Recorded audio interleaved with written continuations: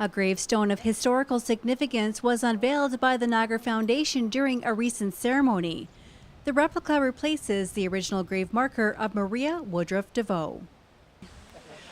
Well, several years ago, actually about 8 years ago now, Niagara Foundation decided to undertake a project to identify and restore a lot of the old tombstones in the municipality of Niagara Lake.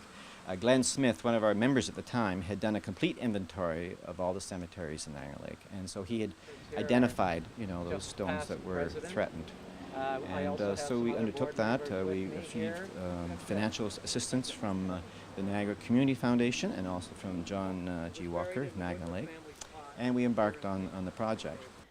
The tombstone was chosen for restoration because of deterioration, the longevity of the Woodruff family in the St. David's area, and for the examples of early folk art seen on the marker itself. They are a very prominent family here, or have been a very prominent family here. They were loyalists from Connecticut, and they arrived, I believe, in the 1790s, and they were granted a large tract of land here and became very prominent, not just in the farming community, but as merchants.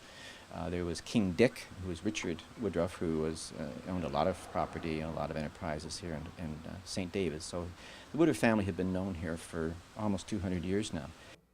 The 2-year process began with the removal of the original headstone, which now sits inside the church. As for the replica, Douglas King explains what went into the creation of the new stone.